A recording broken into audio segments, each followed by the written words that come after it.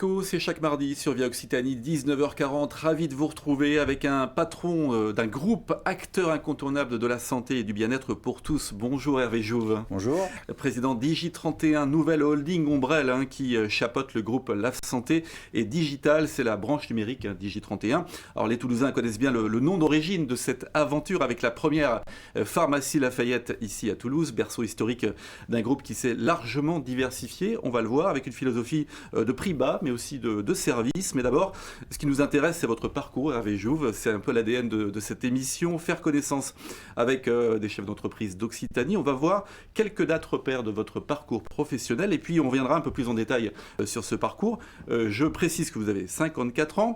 Voilà le parcours. Entre 2004 et 2006, vous êtes directeur des ventes de Conforama, puis 2006-2008, directeur de réseau des jardineries Delbar, 2008-2012, directeur du réseau et du développement de Virgin Megastore, et puis le début à LAF Santé, 2012-2014, directeur général, puis président du groupe LAF Santé, et depuis 2014, président Digi31. J'ajoute aussi vos engagements syndicaux, il y en aura d'autres, vous allez nous les expliquer. 2014-2019, vous êtes vice-président et président honoraire de l'UDGPO, c'est l'Union des groupements des pharmaciens d'officine, et puis depuis janvier 2021, vous êtes vice-président du MEDEF 31, en charge du commerce et de la santé. Vous étiez précédemment membre du comité directeur. Pourquoi ces engagements? Et il y en a d'autres. Alors effectivement, il y en a d'autres. Pourquoi? Parce que je pense que quand on a eu la chance de réussir, ce qui est le cas aujourd'hui de l'aventure IJ31, c'est bien de pouvoir transmettre, c'est bien de pouvoir accompagner, c'est bien de pouvoir tutorer des jeunes chefs d'entreprise. Donc j'ai commencé au niveau du DGPO pour accompagner donc des jeunes chefs d'entreprise dans la pharmacie. Puis très naturellement, étant un acteur important toulousain, je me suis dit il faut aussi donner de ton temps pour aider les entrepreneurs d'Occitanie. Donc je me suis engagé au niveau donc du MEDEF 31, d'abord comme simple membre et puis après comme vice-président sur le secteur de la santé et du commerce. Ça, c'est un engagement qui est fort parce que ça nous permet aujourd'hui de pouvoir, notamment sur des périodes un peu compliquées, de pouvoir échanger avec d'autres chefs d'entreprise qui ont des tailles diverses et variées, mais qui, à un moment, peuvent douter, se poser des questions. Trouver des nouvelles solutions. Voilà. Et nous, en tant qu'un peu anciens, on est là aussi pour leur partager nos parcours, qui n'ont pas toujours été que simples. On est tous passés par des périodes plus ou moins complexes, et leur donner des idées ou des suggestions pour pouvoir mieux porter leur entreprise, leur développement, la relation avec leurs collaborateurs, parce qu'en ce moment, c'est pas toujours très simple. Voilà. On va en parler justement. Alors, on revient quelques années en arrière, avant d'arriver dans ce groupe Lafayette. C'était le nom de l'époque. En 2012, vous passez par des enseignes de distribution. 2004, c'est Conforama. Vous êtes responsable de 1700 collaborateurs tout de même. Vous mettez en place une politique RH. Vous arrivez aussi à apaiser un climat social qui était compliqué quand vous arrivez. Quelle est votre méthode? Est-ce que vous l'appliquez encore aujourd'hui? Alors oui, bien sûr, appliquer, on a une construction. Moi, j'ai eu la chance de commencer ma carrière dans une entreprise qui s'appelle Darty. Et Darty, c'est le contrat de confiance. Le contrat de confiance, il date de 1967, il n'a pas bougé. C'est toujours quelque chose qui est orienté autour du client, autour du service et autour de la performance et de la compétence des collaborateurs. Donc j'ai une approche aujourd'hui qui est assez simple, c'est-à-dire que j'essaie de travailler autour de 3 éléments. Le premier étant de donner du sens, c'est-à-dire qu'on est dans un monde qui est en quête de sens permanent. Et donc si on donne du sens, on a plus de chances d'entraîner des collaborateurs sur la vision de l'entreprise que l'on a et puis le rôle de ce collaborateur dans cette entreprise. On implique donc en termes de management? Exactement. Le deuxième point, c'est faire confiance. C'est-à-dire que quand on travaille, vous parliez de 1700 collaborateurs, on ne peut pas avoir tout le monde en direct. C'est le cas aujourd'hui dans mon groupe, j'ai 110 personnes au niveau du siège. Donc faire confiance. Et donc faire confiance, c'est donner de la responsabilité, c'est permettre aujourd'hui de pouvoir sortir du cadre sur certains éléments, et c'est de rendre les gens responsables de ce qu'ils font, et donc qu'ils puissent s'engager, oser, investir. Et le troisième axe par rapport à ces deux premiers, c'est la bienveillance, mais pas une bienveillance, on va dire, un peu béni oui-oui, si je peux dire comme ça. c'est une bienveillance au sujet qui est aussi liée à de l'exigence. C'est-à-dire qu'il faut être bienveillant vis-à-vis de ses collaborateurs parce que c'est aussi le sens de l'entreprise, mais en même temps, il faut aussi savoir développer une exigence parce que bienveillance sans exigence est pour moi quelque chose qui n'existe pas. Voilà. Et depuis maintenant une trentaine d'années, je travaille avec des équipes autour de ces trois, on va dire, valeurs, si je peux les appeler telles quelles, et ça nous réussit plutôt bien parce qu'on a toujours su plutôt entraîner et emmener nos équipes à faire vraiment de très très belles choses. Alors on va voir dans votre groupe IJ31, la satisfaction client est un élément essentiel, mais dès 2004 c'est un élément fort aussi de votre stratégie, dès le début à Conforama. C'était pas forcément évident la stratégie de satisfaction client en 2004, ça l'est un peu plus maintenant. Et oui, c'est toujours difficile parce que vous avez deux types de clients. Vous avez vos collaborateurs et puis vous avez les clients finaux. Et il faut toujours savoir en fait rassurer les deux et satisfaire les deux. Et on est dans un monde qui a de plus en plus d'exigences. Nos collaborateurs sont de plus en plus exigeants vis-à-vis de nous, dans un monde qui évolue énormément, la pandémie, le télétravail, des ruptures de charges telles qu'il y a pu y avoir, et des entreprises qui ont été mises à l'arrêt. C'est sûr qu'il faut savoir les mobiliser en permanence, il faut savoir bien montrer tout l'impact qu'ils peuvent avoir dans la création de valeur, mais en même temps dans cet accompagnement du client final. Et il faut savoir aussi les rendre en permanence créatifs, qui a toujours été aussi un des points moi, de ma vie professionnelle, c'est il y a un cadre, il est bien ce cadre, mais sortir du cadre de temps en temps pour aller explorer des choses un peu nouvelles, ça c'est quelque chose qu'on aime bien faire chez IJ31 et qui est sûrement l'un des traits de caractère que les fondateurs ont pu nous apporter au départ et qui reste perpétué année après année. On va le voir dans un instant, la stratégie qui est développée à IJ31.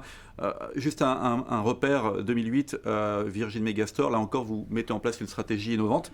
D'où vient le déclic d'une nouvelle vision? Comment on fait pour mettre en place justement des nouveaux outils, des nouvelles façons de travailler innovantes dans un groupe quand on arrive? Alors d'abord en 2008, on était dans un retournement d'entreprise qui était Virgin Megastore. On avait à l'époque 3 ans pour essayer de changer le modèle économique, un modèle qui était en crise, pour essayer de le relancer. Donc c'est sûr que si on applique des méthodes traditionnelles qui avaient sûrement été apportées par d'autres, c'était compliqué. Et donc l'innovation est venue en fait d'une rencontre notamment avec le groupe Carrefour, où dans leur cadre de réinventer l'hypermarché, donc le fameux Carrefour Planète, j'ai eu la chance de pouvoir travailler avec eux et mettre en place le premier magasin Virgin Megastore au sein d'un hyper Carrefour à Vénissieux, voilà, qui était une vraie surprise et à la fois pour le personnel de Carrefour qui venait se photographier dans ce magasin Virgin au centre de l'hyper, et même de la direction de Carrefour, où à l'époque Lars Olofsson avait passé plus de 3 minutes à discuter parce que c'était vraiment quelque chose de disruptif, d'innovant. Voilà. Alors ça n'a pas eu de suite parce que le dupliquer ces Carrefour avait des contraintes sociales pour Carrefour, mais en même temps ça montrait que si on voulait réfléchir un peu et trouver des solutions un peu nouvelles dans cet univers-là, c'était possible. Juin 2012, vous devenez directeur général de LAF Santé. Alors l'aventure Lafayette Pharmacie, c'est le nom à l'époque, je le répète, commence à ce moment-là. Quelle est votre mission à ce moment-là ? Alors ma mission, c'est d'accompagner à l'époque donc un embryon d'enseigne qui commençait à avoir une crise de croissance. C'est-à-dire que les fondateurs avaient eu une très très belle idée, une marque, Pharmacie Lafayette, un triptyque qui était prix, choix, compétences. Et puis ça tenait avec un boucle de conditions commerciales. C'est quelque chose qui peut être copié, et donc d'autres avaient commencé à copier ce savoir-faire. Et donc moi, quand j'ai rencontré les fondateurs de l'époque, l'idée c'était de dire on va créer une véritable enseigne qui va s'imposer assez rapidement comme le premier réseau de pharmacies indépendantes. Avec des adhérents, ça fonctionne sur le mode de l'adhésion. Bien sûr, exactement. C'est-à-dire que c'est aussi ça qui est très intéressant, c'est que finalement nous sommes bousculés mais également poussés par un réseau d'adhérents qui finalement nous oblige à nous sublimer en permanence, à être créatifs en permanence, à innover pour et à la fois leur permettre eux en tant que chefs d'entreprise d'avoir des entreprises pérennes et innovantes et en même temps offrir aux clients patients un service de qualité et une promesse qui était une promesse aujourd'hui de prix bas tous les jours sur tout ce qui n'était pas médicaments remboursés. Alors, vous ouvrez, quand vous arrivez dans ce groupe, une nouvelle page de l'histoire. Alors, une histoire très ancrée à Toulouse, avec cette première pharmacie, rue Lafayette, dont nous allons voir une petite photo. C'est le docteur Masson qui la possède. Comment on s'intègre dans une histoire très forte? Et est-ce que ça aide aussi à développer un groupe comme celui-là, d'avoir des bases solides comme celle-là?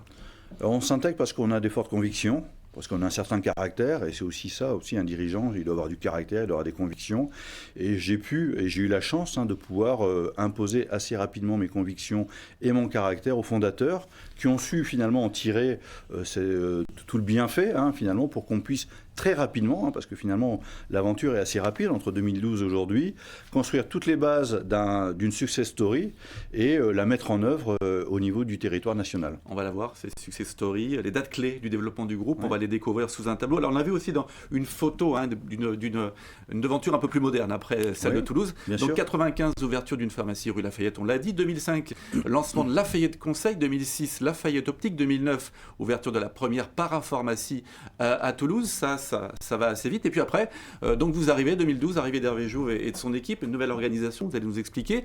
2017, lancement de Médical Lafayette, LAF Service en 2020, et puis le rachat du site cocoonscenter.com, une direction digitale du groupe à ce moment-là, importante en 2020. On signe aussi en 2016, il y a eu aussi à l'arrivée d'un investisseur, c'est Rothschild, le fonds d'investissement Five Arrows principal. Vous changez de dimension à ce moment-là?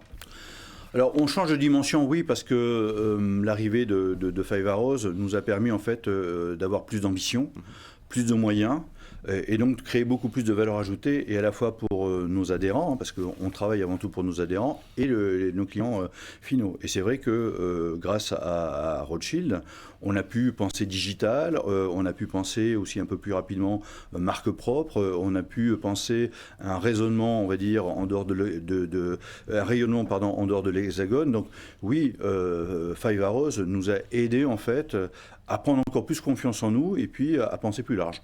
On va découvrir les éléments importants, toutes les enseignes dont on vient de parler sous un nouveau tableau, mais le leitmotiv du groupe, ce sont les prix bas, avec du service, pas discount. On est bien sur des prix bas sur la totalité des enseignes. Le leitmotiv, c'est la santé pour tous, qui s'applique à toutes les enseignes. Et la santé pour tous, c'est dire tout ce qui n'est pas médicament remboursé, quelle que soit l'enseigne, on essaie d'offrir le produit au meilleur prix. Voilà. Et toute l'année, c'est pas en janvier avec des remises ou en février, ainsi de suite, c'est toute l'année une politique de prix bas. Tout ça avec un large choix de produits, c'est-à-dire qu'on a énormément élargi les référencements dans chacune des enseignes, et vous l'avez souligné, avec des vrais professionnels de santé formés. On dispose d'une LAF Academy dans le groupe. On va voir un tableau avec toutes les enseignes qui vont apparaître. Justement. Et c'est extrêmement important parce que les métiers bougent, et les métiers bougeants, il faut absolument en permanence former les équipes. Alors justement, former des équipes qui se mettent en place. On voit Pharmacie Lafayette, la parapharmacie, vous l'avez dit aussi, la formation, c'est un élément important. Et puis on va le voir aussi, des résultats en très forte progression, plus 27% entre 2020 et 2021. Vous passez le milliard d'euros. Comment on peut parler de ces résultats? Un mot de ces résultats. Bon, d'abord, on a des adhérents qui sont fantastiques, des adhérents avec leurs équipes qui sont fantastiques, qui en période de pandémie ont toujours le sourire, donnent beaucoup au niveau des clients patients, sont très innovants dans leur approche, trouvent des ressources pour pouvoir faire plus de téléconsultations, plus de tests, plus de vaccinations. Donc ça part déjà par la qualité des gens qui travaillent avec nous au quotidien. Et puis, comme vous donnez accès à la santé et que vous donnez cette santé pour tous, on a des clients qui sont ambassadeurs, promoteurs de toutes nos marques. C'est 23 millions de passages comptoirs sur nos pharmacies en 2021. Et donc c'est une aventure assez fantastique parce que finalement chacun nourrit l'autre. Je veux dire, nos clients sont de très très bons ambassadeurs. Notre marque est d'ailleurs la marque la plus connue en France alors que nous avons que 200 pharmacies sous enseigne sur les 22 000 pharmacies françaises. Et quand on interroge les Français sur des enquêtes, ils disent on connaît d'abord Lafayette. 44% des gens interrogés disent je connais Pharmacie Lafayette. Voilà, ce qui est assez fantastique. Le Covid, justement, nouvelles attentes, nouveaux services, ça a un peu bouleversé le fonctionnement et l'usage, l'accès à la santé de la population. Alors oui, nouvelles attentes, nouveaux services, et en même temps, ça a confirmé notre modèle. En 2016, dans une convention avec nos adhérents pharmacie, on leur disait, Pharmacie Lafayette, nous allons devenir le premier relais santé des villes. Donc, premier relais santé des villes, c'était engageant, parce que ça veut dire que dedans, il y avait une forme de médecine préventive. Et on y est. C'est-à-dire quand vous faites des tests, quand vous faites de la vaccination, quand vous faites de la prolongation d'ordonnance, ce qui a été le cas, quand vous faites aujourd'hui de la téléconsultation, quand vous faites de la prescription d'urgence pour les sites autres sur les week-ends, vous êtes déjà lancé dans une médecine préventive. Et donc, la pharmacie Lafayette rentre pleinement dans ce premier relais de santé. En parlant, on va voir un tableau encore avec des éléments, les éléments clés de pharmacie Lafayette, qui est une des enseignes, on le rappelle, il n'y a pas que ça dans le groupe IJ31, 250 pharmaciens adhérents. Bon, ça, ce sont des images. Du matériel médical, la nouvelle enseigne. La nouvelle enseigne, c'est important de montrer aussi. On a parlé de la téléconsultation, oui. Mais sur les chiffres, vous le disiez, 80 000 passages d'encaisse par jour, c'est énorme. Oui, ça montre finalement que ce modèle-là, aujourd'hui, il est plébiscité, il est extrêmement bien vu par ses clients patients, parce que par définition, quand vous donnez du pouvoir d'achat et quand vous vous intéressez aux gens, naturellement, ils vous apprécient. Voilà. Et c'est ce que nos adhérents et leurs équipes font au quotidien. C'est quand même 3500 personnes au service aujourd'hui des clients patients français. C'est 110 personnes au niveau du siège ici à Toulouse, parce qu'on est aussi créateur d'emplois chez IJ31.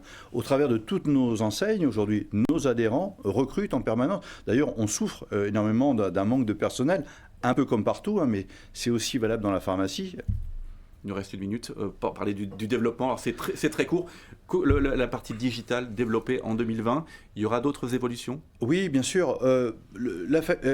Notre approche, c'est une approche digitale et servicielle, donc physique et digitale et servicielle. Donc ce qui veut dire que nous allons regarder aussi un certain nombre de dossiers pour que notre client patient, il puisse aujourd'hui choisir soit un modèle physique, soit un modèle digital, soit un modèle de service de la téléconsultation pour pouvoir s'adresser en fait à chacune de nos enseignes. Vous avez acquis coconcenter.com, c'est un site parapharmacie, vous avez aussi créé un site spécifique, c'est vraiment un développement numérique. Exactement, on a à la fois des sites de pharmacie en ligne avec du click and collect, du scan d'ordonnance, de la livraison, de la vente de médicaments et aussi des sites de parapharmacie, notamment parapharmacielafayette.com qui permet en fait aussi à ce client de choisir le canal qui lui convient le mieux pour pouvoir accéder à nos pharmacies. Bon, on vous réinvitera pour suivre encore l'évolution. Avec plaisir. Qui n'est pas encore terminé du groupe IJ31. Merci en tout cas d'avoir accepté notre invitation. On se retrouve mardi prochain, 19h40, pour un nouveau numéro de Via Eco. Vous pouvez retrouver évidemment cette émission sur viaoccitanie.tv.